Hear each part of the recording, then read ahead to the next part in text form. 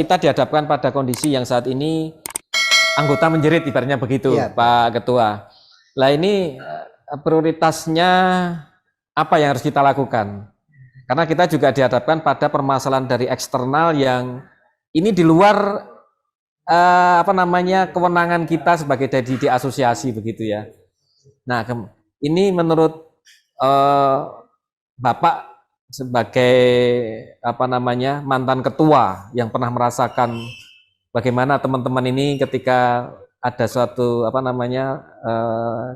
regulasi yang ini cukup katakanlah agak mengganggu bisnis mereka. Ini bagaimana ini Pak Ketua? Monggo silakan. Baik.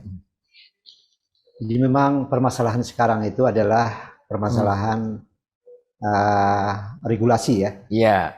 Dan ini sudah kita rasakan sekarang. Hampir berapa tahun ini ya kira-kira ya? 2 tahun. 2 tahun ini ya. Salah satunya adalah penilaian prakualifikasi yang dulunya penilaian pengalaman sejenis itu kan diberlakukan ya. Namun sekarang itu sudah ditiadakan, bahkan diganti dengan NPT ya, pengalaman tertinggi. NPT. Kemudian juga penilaian domisili juga dihilangkan. Padahal ini adalah sesungguhnya kekuatan peluang-peluang orang-orang daerah untuk mampu bekerja di perkonsultanan ini ya. Nah, dengan adanya NVT ini untuk masuk shortlist saja susah. Betul. Nah, saya kira. Jadi kalau dulu, mohon maaf ini teman-teman dari luar ini masuk ke wilayah kita misalnya di Jawa Timur ini untuk mereka memperkuat penilaian khususnya prakualifikasi dan juga nanti penilaian usulan teknisnya itu mesti harus bekerja sama. Iya. Nah, sekarang malah sebaliknya kan sebetulnya. Kalau kita orang-orang daerah ini ingin dapat pekerjaan, maka harus bekerja sama dengan teman-teman yang besar. Kalau di Bina Marga itu hanya ada 8 perusahaan yang punya pengalaman tertinggi, Mas. 8 perusahaan saja. Nah, jika teman-teman anggota kita ini tidak punya kenalan jaringan dengan teman-teman yang 8 ini, susah untuk masuk. Untuk masuk shortlist itu susah. Betul. Ini saya potong sebentar Pak Ketua. Jadi memang di bidang kita ini di Jasa Kausa itu juga ternyata berlaku hukum Pareto juga. Artinya yang 10-90 itu 10% pelaku artinya ini yang berperan terhadap 90. Iya, betul. Omset katakanlah begitu. Dan ini sebaliknya 90% pelaku itu berada di 10%. Nah, ini terjadi disparitas yang cukup lebar. Luar biasa. Nah, ini saya kira tadi ya mungkin harus ada regulasi yang memberikan ruang untuk memperpendek inilah. Ya. Nah, gitu. Jadi saya kira itu ada 2 nanti kita acara menurut saya untuk mencari solusinya. Tentu ada eksternal yang barangkali sedikit kita bisa berbuat di situ ya. Tapi bukan berarti tidak bisa. Iya. Ya. Kemudian yang kedua tentu secara internal nanti apa yang harus kita lakukan. Jadi secara eksternal ini sudah pernah dicontohkan oleh almarhum Pak Nok dulu kan. Dengan inkidu yang kuat, maka akhirnya teman-teman pemerintah ini katakanlah Kementerian PU itu hormat dengan kita. Ada dobraknya gitu ya. Iya, artinya mereka itu butuh kita gitu. Iya. Sehingga kalau ada regulasi yang akan dikeluarkan, diajaklah diskusi kita. Nah, sekarang tiba-tiba keluar, wah pingsan kita. Nah, itu menurut saya memang ke depan organisasi ini memang harus diperkuat dengan orang-orang yang punya potensi di seluruh Indonesia. Sehingga marwah kita meningkat nanti. Artinya orang melihat orang-orang yang kompeten semua ini. Artinya masukan-masukan yang kita berikan itu sangat bermanfaat bagi pemerintah itu sendiri, sehingga terjadilah saling memerlukan di sini kan. Iya. Nah, itu secara eksternal kita harus kuat. Kemudian ke depan saya kira eksternal juga kita harus mapping nih. mapping kekuatan Inkindo ini yang punya hubungan dengan DPR misalnya, yang punya hubungan dengan menteri, kalau perlu dengan yang punya yang punya kedekatan dengan presiden. Apakah ini personal relation atau apapun yang bisa kita manfaatkan untuk kebaikan, Pak ya? Iya, jadi utamanya ini personal relation dulu. Jadi dari seluruh Indonesia, ternyata setelah kita mapping, teman-teman ini luar biasa. Yang kenal dengan Komisi 5, yang kenal ini, kalau kita kumpulkan, kemudian kita coba gedor itu luar biasa itu. Jadi dengan kekuatan kita sendiri kita nggak akan bisa ini. Jadi harus ada kekuatan eksternal yang membantu kita. Contoh kemarin waktu kita dengar pendapat di DPR itu luar biasa itu, walaupun belum terlihat tapi luar biasa. Daya ininya ya, artinya daya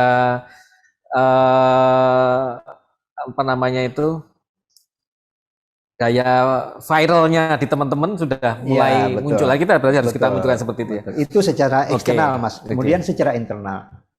Jadi situasi yang seperti ini itu memang harus segera saya kira kita lakukan. Yang saya sebut itu nanti adalah program-program taktis 1-2 bulan itu harus kita kerjakan, harus kita selesaikan. Jadi contoh, tidak ada lain caranya adalah kerjasama together. Tidak akan ada yang lain. Jadi siap.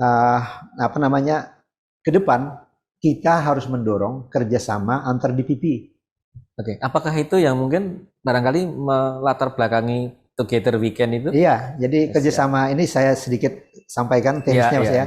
Jadi misalnya kita antar DPP ini melakukan MOU, kesepakatan bahwa pertama, untuk kelas kecil, paket-paket kelas kecil di provinsi yang bersangkutan, itu kita prioritaskan untuk provinsi yang bersangkutan. Tidak boleh masuk teman-teman yang lain.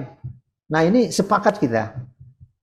Yang kedua kita sepakat bahwa jika ada teman-teman luar provinsi, kelas menengah dan besar yang masuk ke provinsi yang bersangkutan itu, maka wajib kerjasama. Nah, saya pikir dengan adanya hal seperti ini, maka peluang-peluang orang daerah itu akan semakin terbuka. Walaupun ada perikindo, kita jangan berpikir itu dulu. Nah, dari kerjasama antar DPP ini nanti diperkuat oleh DPN. Nanti DPN harus memperkuat dengan aturan-aturan organisasi nanti, sehingga antar DPP jalan diperkuat lagi. Nah, sehingga mudah-mudahan itu jalan. Kemudian yang selanjutnya ini juga sangat membantu nanti keuangan DPP.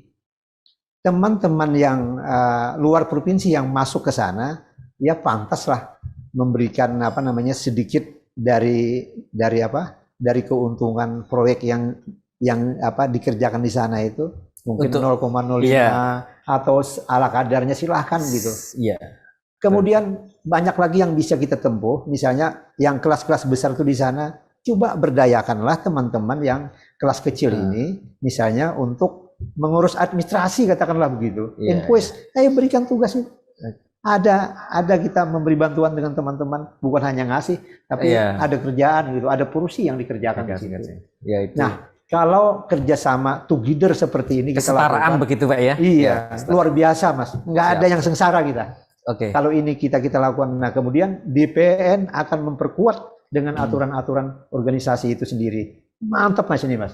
Kalau kita lakukan itu kan dalam jangka pendek itu sebetulnya yang kita lakukan. Itulah yang kita sebut dengan together weekend. Terima kasih, menarik sekali Pak Ketua Ipin. Ini kita perkenalan 30 menit nggak terasa. Oh iya ya. Saya waktunya tadi kita sekitar 14.10, sekarang 14.40. Nah ini 14.40. Saya akan membuka diskusi dengan teman-teman yang hadir pada sore hari ini. Kami persilahkan, barangkali ada yang mau bertanya kepada beliaunya. Kami persilahkan teman-teman. Pak Ketua, mohon maaf Pak Ketua Adi, masih standby Pak Ketua? Kadang-kadang beliaunya itu dengan mahasiswanya Pak. Oh iya. Kadang-kadang, nah ini kadang-kadang juga beliau sedang di pekerjaan, jadi kadang-kadang ini. Enggak Pak Ketua, kalau mungkin barangkali masih bisa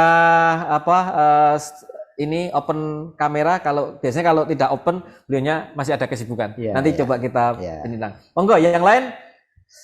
Ini ada Mas Widodo juga. Mas Widodo, terima kasih Pak Ketua. Monggo kalau ada pertanyaan, ini dari chat Mas Robi, mohon dibuka. Ya, boleh saya bertanya? Oh, monggo Pak Slamet, kami persilakan Pak Ketua Senior.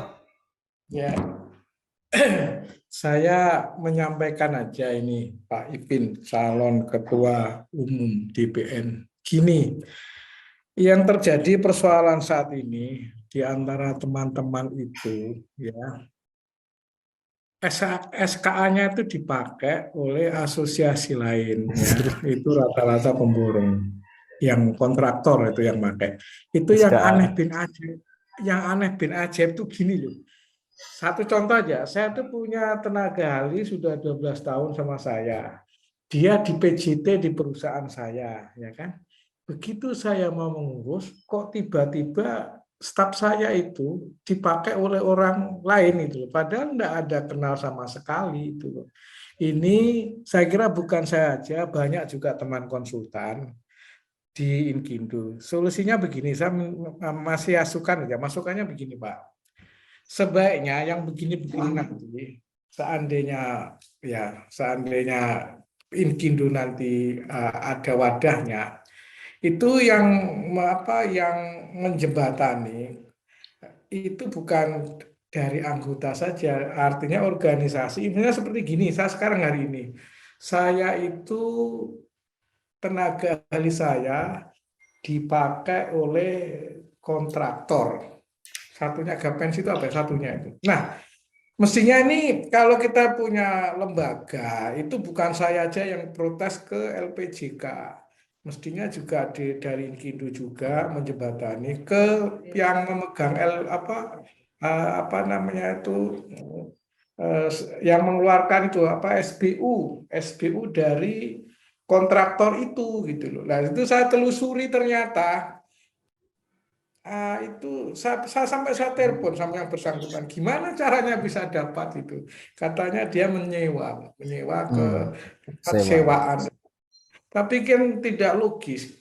Itu tenaga ahli sama saya, pajak bulanannya ada, pajak tahunannya ada, BPJS-nya ada. Nah, sekarang ketika saya komplain ke LPJK, mestinya juga Inkindo itu artinya juga aktif juga gitu, jangan juga diem gitu loh, maksudnya jangan juga diem, ini ada anggota ada seperti ini kok diem, kan ini kita organisasi, jadi pengayuman suatu organisasi itu harus hadir, paling enggak kalau yang ke PJK saya sendiri mungkin kekuatannya ngitungnya seperti ini, tapi kalau Inkindo sendiri kan lebih bagus gitu loh. Nah, akhirnya kita tidak berkelahi sama itu anggota asosiasi itu. Saya hanya menanya, kenapa Anda pakai? Bilangnya. Tidak tahu jawabnya dia. Jadi banyak tenaga ahli kita dibajak oleh perusahaan-perusahaan lain, tapi rata-rata bukan konsultan, Pak. Kira-kira Pak Ipin ke depannya kalau menangani hal ini seperti apa? Ya, biar cepat. Sampai saya bilang sama LPJK, ada gini aja Pak, saya datang ke Jakarta bersama staf saya, ya, dan datangkan juga yang bajak itu. Jadi siapa yang benar? Nah, kalau sudah saya benar, tidak usah diproses panjang-panjang, terbitkan juga satunya. Yang orang lain itu dicabut dan dikasih sanksi. Tidak perlu muter-muter, kita sudah real, tenaga kita sudah buktinya ada, kerja kita sama lama sudah, sekarang kerja di lapangan. Nah, ketika dibajak terus muter-muter alasannya kan repot, Pak. Kira-kira Pak Ipin kayak apa ini kalau kedepannya seperti ini, Pak? Masih, Pak. Baik, terima kasih Pak Slamet. Ini pertanyaan yang barangkali mewakili banyak ini Pak Ketua Senior. Jadi ini juga terjadi di Jatim begitu. Kebetulan saya sendiri juga kemarin anak buah saya. Jadi di kantor saya itu ada yang dibajak juga. Kemudian saya komunikasikan dengan Ketua Azhar di Sulawesi Barat. Ternyata di kontraktor sama dipakai di kontraktor di sana juga begitu ya. Jadi ini juga sebenarnya masalah nasional ini. Dan saya sebenarnya cukup kemarin waktu di Pak Niko itu saya juga sebenarnya cukup kecewa begitu dengan Pak Niko, bagaimana solusinya. Ya sudah diganti saja. Kaget juga saya waktu itu. Wah, ini menjadi masalah kita bersama, ini masalah besar ini bagi kita. Monggo Pak Ipin, mungkin ada nanti ada barangkali ada hal-hal apa yang mungkin harus kita siapkan ke depan untuk melakukan hal ini. Baik. Terima kasih Mas Slamet. Jadi memang ini apa namanya? Saya kira topik yang luar biasa ya, yang terjadi di grup-grup WA kita. Iya. Sebetulnya jawabannya sudah ada di grup-grup WA itu ya. Betul. Nah, jadi memang kalau kita faktor eksternal tadi Pak. Iya. Wah ini yang perlu kita punya dobrak ini ya. Jadi perusahaan kami juga seperti itu sebetulnya. Jadi saya kira permasalahannya adalah permasalahan kita semua. Kata Mas Irwan tadi permasalahan nasional sebetulnya ini. Nah, di mana letak kesalahannya? Letak kesalahannya itu adalah sebetulnya di di LSBO-nya yang mereka itu kan. Iya. Padahal jelas sudah namanya SOP-nya tidak boleh ini, tidak boleh itu, tidak boleh ini, tidak boleh itu. Tapi kenapa kok dilakukan gitu? Iya. Jadi tadi tersirat apa yang disampaikan oleh Mas Slamet tadi bahwa ini kayaknya harus ada dukungan dari organisasi gitu. Beliau tadi kan saya tangkap seperti itu. Jadi kalau kita sendiri melakukan ya memang lemah lah. Tapi kalau sudah organisasi barangkali ya akan menjadi lebih powerful, begitu ya, lebih dipandang oleh teman-teman yang memakai atau organisasi-organisasi provisi yang memakai atau organisasi-organisasi perusahaan yang memakai tenaga ahli tersebut. Jadi saya kira ke depan ini memang sistem ini harus betul-betul mengantisipasi ini. Jadi artinya organisasi ke depan khususnya Inkidu ya nanti harus memberikan masukan-masukan yang konkret yang sebelumnya tentu harus kita pelajari dulu, kalau perlu secara ada analisanya, ada aspek-aspek penilaian akademisnya, kemudian kita sampaikan supaya jangan terjadi lagi di kemudian hari, maka harusnya seperti ini gitu. Nah, tidak lain kalau menurut saya sekali-kali memang harus kita lakukan ini, laporkan, betul. Harus itu. Dan ini menurut saya tidak bisa dilakukan oleh teman-teman anggota ini jadi lemah. Kalau perlu organisasi yang melaporkan. Kolektif begitu Pak? Kolektif boleh. Tapi ada yang menjembatani siapa? Organisasi menurut saya. Iya. Karena yang namanya anggota kita ini adalah anak kita kan. Kalau anak kita ada apa-apa mesti bapaknya ini yang turun tangan. Jangan tinggal diam gitu. Jadi apapun permasalahannya mesti ditangani. Tidak ada lagi istilah ini bukan tanggung jawab saya, bukan ini saya, tidak ada Mas. Kalau itu urusan keluarga harus turun bapak ini. Tidak ada cara yang lain. Dan itu bisa kita diskusikan solusinya seperti apa gitu. Kemudian mungkin cara-caranya yang pertama ya kita ketemu dulu lah dengan orang itu, kita laporkan ke menteri atau ke Dirjen Bina Konstruksi, nanti kita ini seperti ini. Apalagi tadi misalnya setelah konsultasi jawabannya mudah sekali, diganti aja. Bukan seperti itu ininya. Kemarin saya cukup kaget Pak. Itulah. Pak Ketua. Sederhana banget.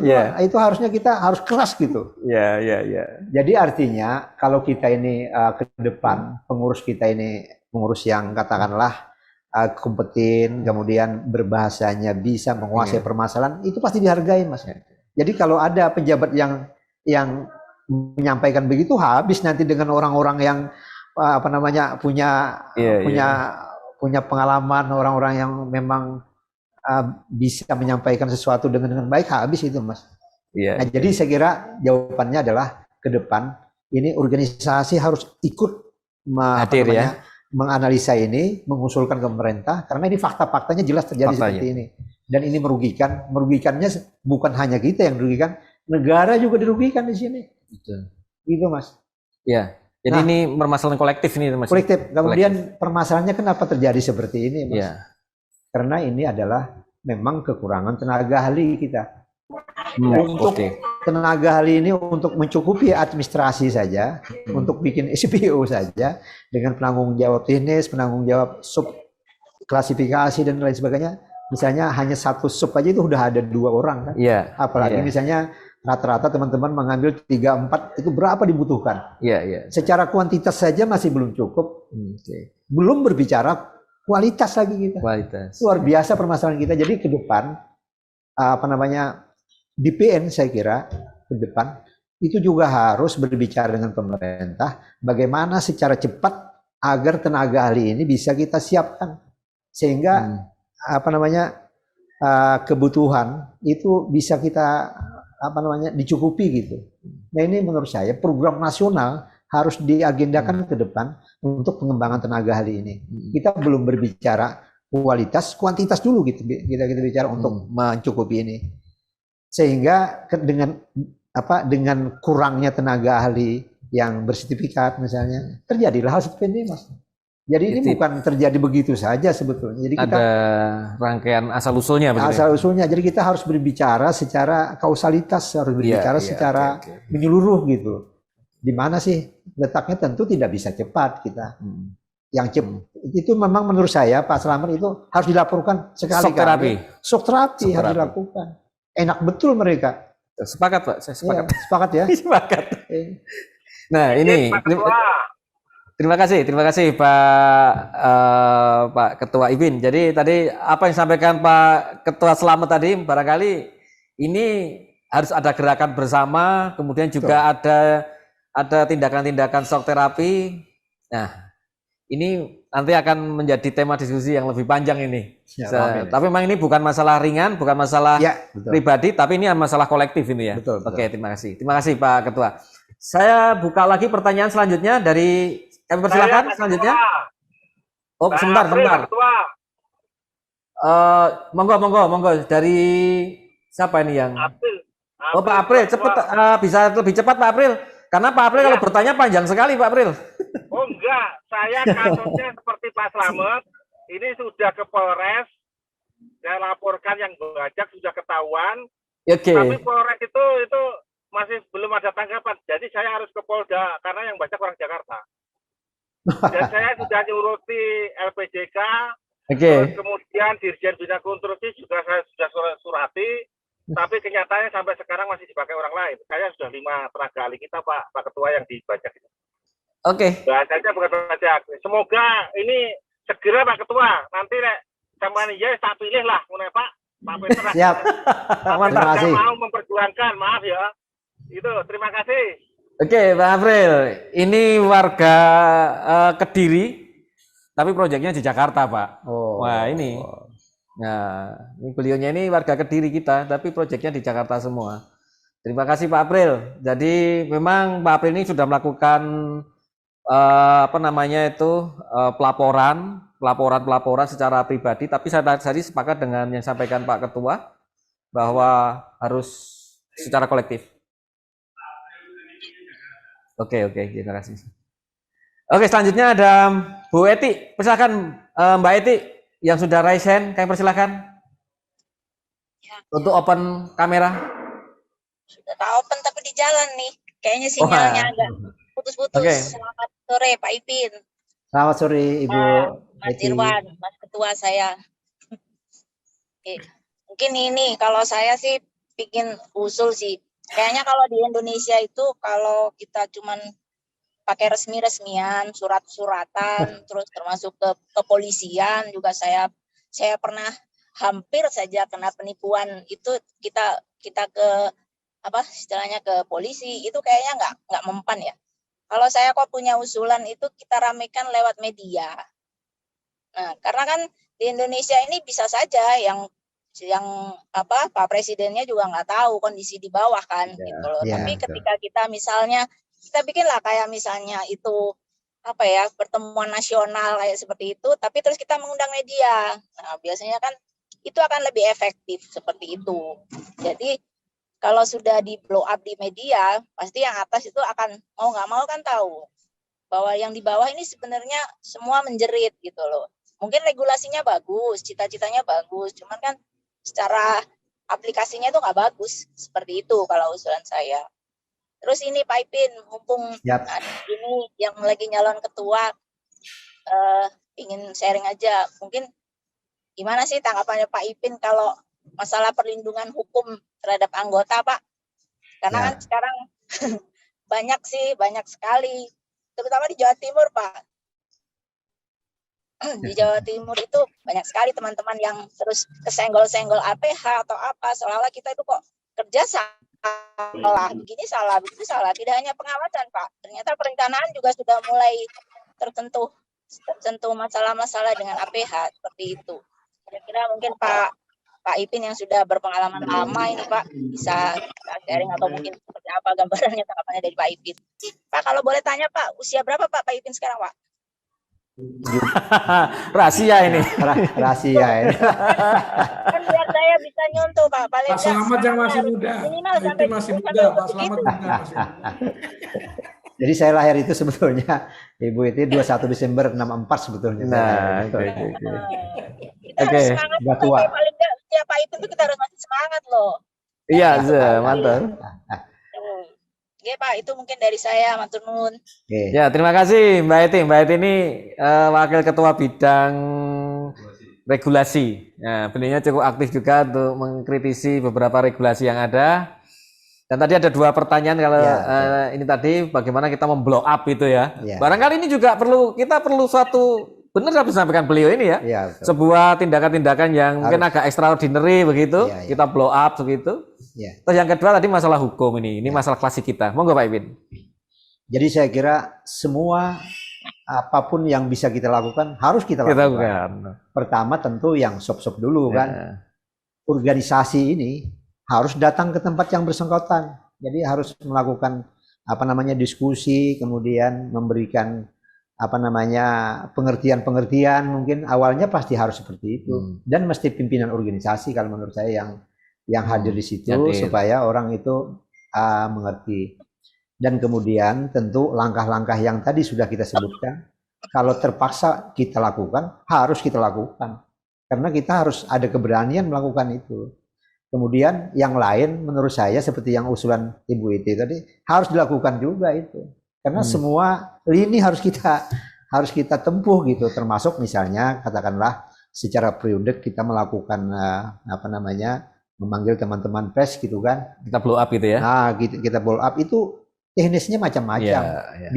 Misalnya bisa di PN mengumpulkan DPP sekian berkumpul di ini, jadi dibikin heboh gitu. Nanti mungkin kata Ibu Iti tadi bisa terbaca oleh presiden, terbaca oleh menteri gitu kan. Ini harus kita lakukan.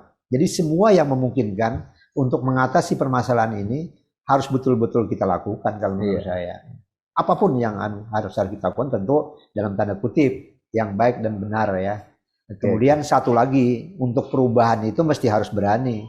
Sekali-kali demo nggak apa-apa kita, kenapa tidak? Sekali-kali kita harus menyampaikan ke media massa, harus kita sampaikan. Nah, kemudian terkait masalah hukum. Ini kita sangat bersedih lah masalah hukum, dan saya kira semua DPP mengalami hal ini. Sungguh menyedihkan. Jadi kalau saya lihat itu, apa yang harus kita lakukan ke depan, saya kira yang pertama sekali, yang utama dan paling utama adalah bagaimana agar proses hukum ini tidak terjadi. Preventif dulu kita harus itu lakukan. Apa yang sering terjadi terhadap permasalahan hukum ini? Pertama, permasalahan teknis kita. Jadi teknis kualitas kita itu kurang. Ini harus kita dari awal-awal ini harus kita lakukan upaya-upaya sosialisasi, memberikan pengetahuan-pengetahuan kepada anggota. Yang kedua, teknisnya oke, administrasinya kacau, pusing juga kita itu. Misalnya terjadi perubahan-perubahan pekerjaan, perubahan-perubahan metode pekerjaan dan lain sebagainya, itu ternyata kita tidak membuat suatu berita acara. Misalnya ini jadi masalah. Jadi permasalahan utama itu adalah teknis, kemudian yang kedua itu masalah administrasi. Jadi bukan hanya teknis nanti yang kita berikan pencerahan-pencerahan kepada anggota, ini juga nanti adalah administrasi. Sangat penting sekali ini administrasi. Teknis oke, administrasi babak belur habis kita. Habis juga. Nah itu. Kemudian di sisi yang lain tentu di sisi eksternal kita ya. Di sisi internal dulu, mau tidak mau saya kira BAM itu harus kita modifikasi ke depan menjadi LBH nanti. Nah ini supaya teman-teman yang mengalami nasib yang kurang beruntung ini bisa ada yang mendampingi, Kemudian ada yang memberikan pencerahan-pencerahan di bidang hukum ini. Karena salah satu yang membuat kita bermasalah, yang sudah bermasalah menjadi tambah masalah adalah pengetahuan kita terhadap hukum itu sendiri. Lemah begitu ya? Lemah, sangat lemah sekali. Lemah sekali. Atau mungkin barangkali lebih tepatnya abai, Pak kata. Iya, abai kita. Nah, ini ke depan memang harus kita perhatikan. Jadi kita ini harus melek hukum ke depan. Jadi tidak bisa ini kita anggap sepele ini. Nah, kemudian selanjutnya kadang-kadang mohon maaf nih para penegak hukum, kemudian auditor dan lain sebagainya memandang konsultan itu hanya kertas saja gitu. Kok cuman menulis gitu dikasih billing rate-nya besar sekali gitu. Dia kadang-kadang tidak mengerti bahwa untuk mendapatkan sebuah desain ini adalah proses, ada data framernya, ada bur mesin misalnya yang sangat besar biayanya sebetulnya di situ. Nah, untuk itu apa yang harus kita lakukan secara eksternal organisasi ini adalah ke depan harus ada MOU dengan kepolisian misalnya, MOU dengan kejaksaan, MOU dengan lembaga-lembaga hukum. Nah, ini dalam rangka apa? Dalam rangka nanti untuk memberikan pengertian bahwa pekerjaan kita tuh ini loh. Jadi artinya jangan berpersepsi bahwa ini banyak uang di sini gitu. Nah, jadi ini kalau kita lakukan MOU ini, kalau menurut saya ya ke depan kita bisa menjelaskan dan mereka bisa mengerti sehingga dalam pemeriksaan itu tidak lagi perbedaan sudut pandang, berbeda sudut pandangnya. Jadi sudut pandangnya kurang lebih sama sudah nanti ke depan. Itu Mas. Iya, ini tadi cukup menarik. Jadi terkait dengan permasalahan hukum ini ada dua hal. Satu permasalahan di hulu, satunya di hilirnya, Pak. Iya, betul. Di hulu tadi saya lihat mencermati masalah administrasi, kita lemah di sana. Betul. Kemudian juga teknis juga lemah kadang-kadang seperti itu. Betul. Karena tadi mungkin sumber daya kita terbatas begitu. Dan di hilir tadi saya melihat ada potensi peluang untuk BAM fungsi BAM ini apakah ini diperluas atau diarahkan menjadi semacam atau nanti bermitra dengan LBH atau dan ya ke sana itu ya. Itu tadi terkait dengan aspek hukum. Kami persilahkan untuk yang lain mungkin mau ada hal yang ingin disampaikan atau didiskusikan. Kami persilahkan. Monggo silakan raise hand atau langsung di open mic.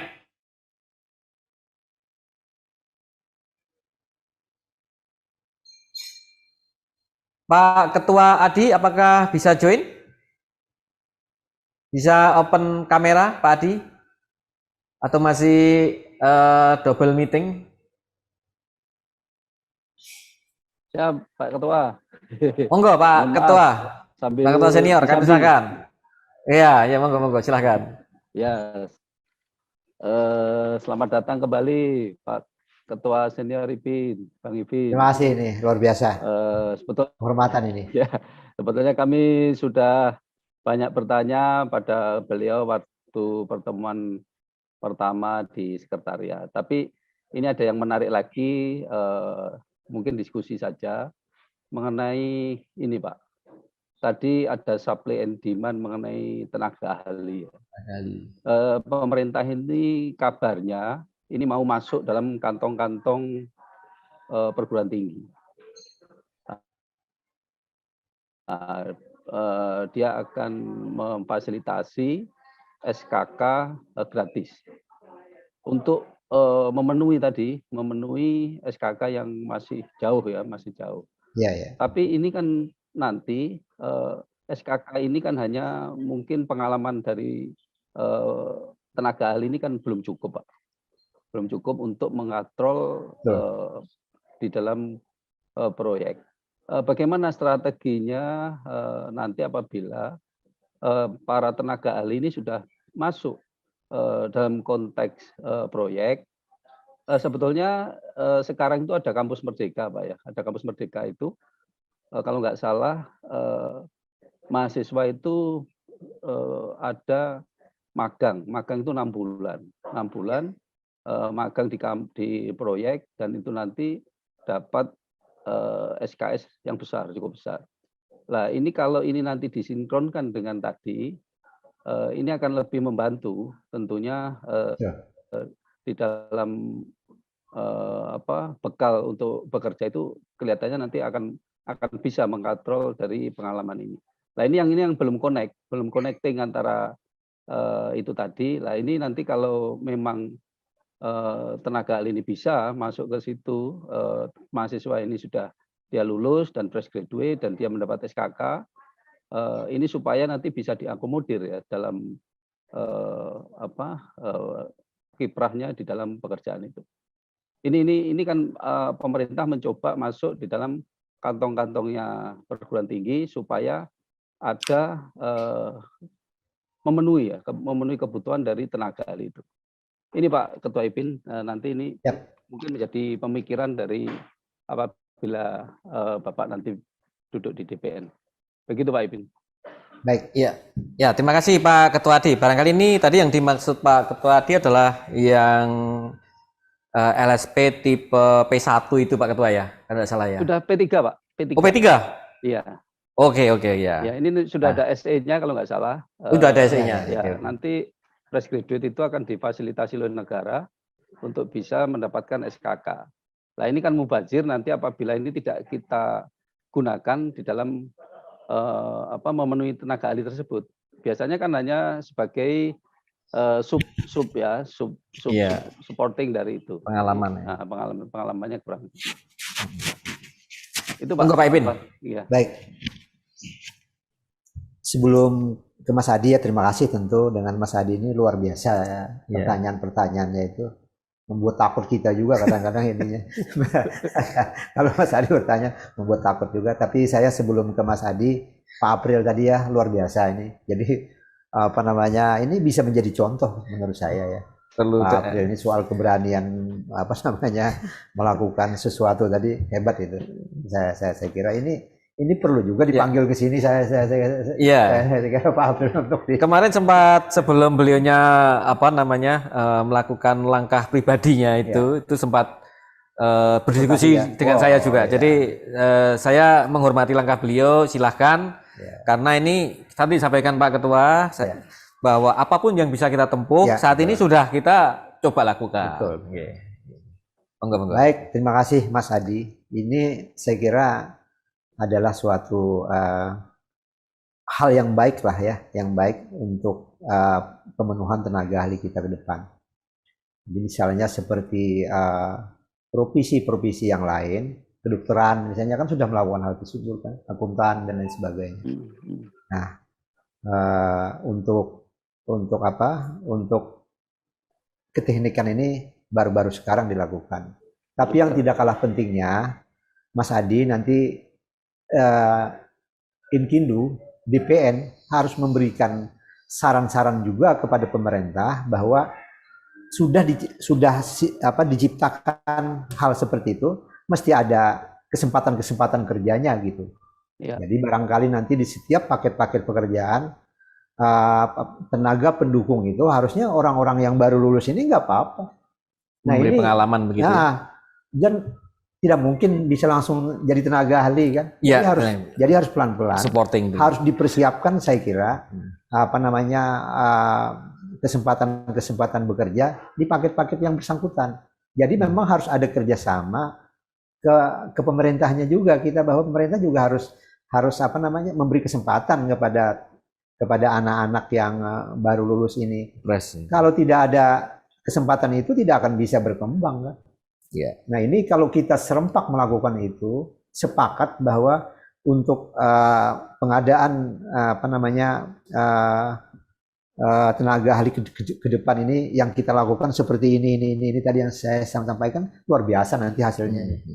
Dari 2-3 tahun kemudian menurut saya sudah lumayan, sudah bisa terpenuhi. Nah, ini peran organisasi juga menyampaikan karena kita pelaku, kita yang paling tahu kan. Jadi kitalah nanti yang akan memberikan masukan-masukan kepada pemerintah. Itu. Jadi bahwa harus peluangnya harus diciptakan gitu. Kalau nggak ada gunanya juga. Iya. Gitu. Sama ini Pak Ketua, jadi kan sekarang itu mahasiswa magang 6 bulan. Ya, Magangnya betul. tidak seperti dulu. Kalau seperti dulu kan ya tidak pada substansi beliau magang. Sekarang itu betul-betul magang. Dan ini harapannya oleh perusahaan kan MOU dengan perguruan tinggi. Ya, Nah, dalam MOU tersebut ini ada jadi pembinaan, di dalam pembinaan mahasiswa itu selama 6 bulan itu diberikan kompetensi khusus di dalam perusahaan tersebut. Misalkan dia nanti ditaruh di survei, ditaruh di perencanaan. Nah, pengalaman ini yang saya maksud, pengalaman ini harusnya sudah bisa diakomodir dalam tadi seperti di pekerjaan-pekerjaan itu. Lah ini yang belum connecting, belum connect antara pengalaman. Sebetulnya seperti dokter ini kan kayak koas ini, kayak koas 2 tahun betul, kalau dokter. Kalau ini cuma 6 bulan, 6 bulan. Tapi ini pengalaman ini belum dianggap. Gitu. Kalau bisa pengalaman ini dianggap, jadi nanti bisa masuk dalam itu. Karena untuk tadi kekurangan tenaga ahli tadi. Betul, itu Pak Ketua. Cocok itu menurut saya sangat cocok sekali. Tentu ini memang harus kita komunikasikan dengan pemerintah gitu ya. Iya, betul. Khususnya pemerintah. Konstruksi. Ini dalam rangka mempercepat kan harusnya dalam rangka mempercepat ini adalah diskresi iya, betul. Kalau dibikin prosedur terus normatif ya. Terus lama baru ini. Nggak akan tercapai. Padahal kita ini kan ingin menangani ini kan sebetulnya. Saya sepakat Mas Adi, cocok itu. Cocok saya kira. Orang-orang seperti Mas Adi inilah yang mestinya di DPR ke depan kan, wah luar biasa ini. Karena beliaunya juga selain praktisi juga beliaunya itu juga tahu persis dengan dunia. Iya, karena beliau memang di situ berkecimpungnya kan luar biasa. Terima kasih Pak Ketua senior. Selamat untuk masih posisi di lapangan ini. Di lapangan. Oke. Oh, luar biasa. Terima kasih. Yang lain mungkin ada 1-2 pertanyaan karena kita juga punya keterbatasan waktu dan nanti mungkin setelah itu ada closing dari beliau yang disampaikan. Kami persilakan mungkin 1-2 pertanyaan kalau masih ada pertanyaan. Atau masukan juga boleh. Masukan juga boleh, apapun ya terkait dengan karena kita di sini kita diskusi banyak hal yang bisa nanti. Tapi pada hari ini saya tidak akan memberikan kesimpulan ya, tidak akan memberi kesimpulan. Ini nanti barangkali beliau akan ini menjadi satu bahan beliau untuk bagaimana memikirkan ke depan itu ya. Nah, kami persilakan. Mungkin masih ada pertanyaan-pertanyaan.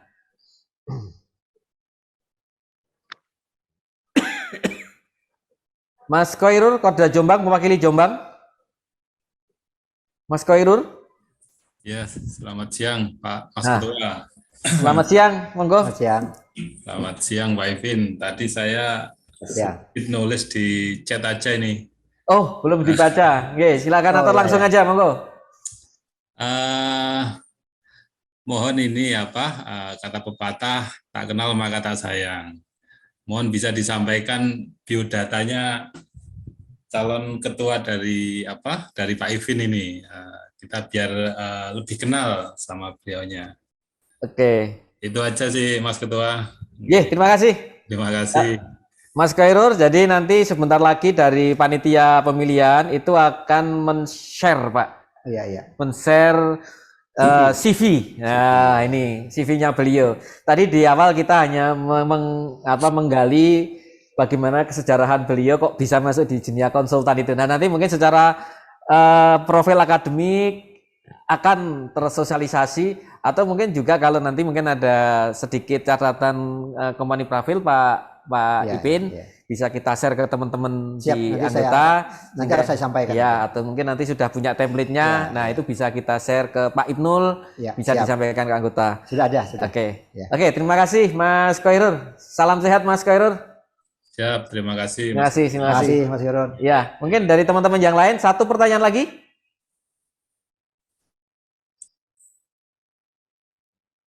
Oke, kalau tidak ada pertanyaan, barangkali diskusi ini kita cukupkan sekian. Artinya ini tadi diskusi yang barangkali saya tidak perlu menyimpulkan, sekali lagi tidak perlu menyimpulkan, tetapi ini menjadi bahan renungan kita, Pak. Ya. Pak Ketua Senior. Jadi ini karena beliau ini akan maju sebagai bakal calon, dan hari ini kita bukan kampanye tapi kita sama-sama berpikir bersama, Pak Ketua Senior. Jadi ini kita berpikir bersama. Nah, sebelum kita closing, kami sampaikan untuk Pak Ketua Senior memberikan closing pada pertemuan hari ini. Monggo Pak Ketua. Baik, terima kasih Mas Irwan. Saya mengucapkan terima kasih atas kesempatan duduk di sini, yang tadinya kita hanya nonton, melihat saja, bahwa bermimpi juga mudah-mudahan bisa duduk di KPN ini. Ternyata terima kasih diberikan kesempatan oleh Mas Irwan dan DPP Inkindu Jawa Timur, yang sebetulnya tidak asing lagi kami di sini, karena memang kita belajarnya di sini. Jadi contoh aja kantor Kalimantan Selatan itu, kalau teman-teman pernah ke sana, itu tidak lain hasil belajar di sini. Kenapa harus kaca, kenapa harus ini, belajar dari sini sebetulnya. Kemudian juga terima kasih kepada teman-teman yang hadir di dalam acara KPN pada hari ini, membuka wawasan saya ya, banyak sekali yang tadinya tidak terpikirkan, dan seterusnya. Kemudian dengan adanya pertanyaan-pertanyaan itu, lalu kita membuat kita akhirnya jadi tereksplor gitu, bahwa harusnya begini, harus begini. Jadi luar biasa saya kira pada hari ini. Kemudian tidak ada yang lain kalau menurut saya, salah satu cara untuk kita ke depan ini supaya keluar dari permasalahan, kemudian bisa membuat Inkindu seperti sedia kala, marwahnya itu meningkat. Tidak ada cara lain adalah dengan together, bersama-sama. Yuk mari kita duduk bersama-sama, orang-orang yang cinta Inkindu, orang-orang yang kompeten, kemudian orang-orang yang memang ingin berbuat. Yuk sama-sama di Inkindu, di DPN ini, atau di DPP juga nanti ke depan. Nah, setelah itu yuk kita susun rencana-rencana kerja untuk mengatasi permasalahan ini, kemudian untuk kita bangkit ke depan. Mudah-mudahan secara bersama-sama kita bekerja, dan pada akhirnya saya yakin nanti akan kita nikmati secara bersama-sama. Tidak ada yang lain, adalah sekali lagi bersama-sama.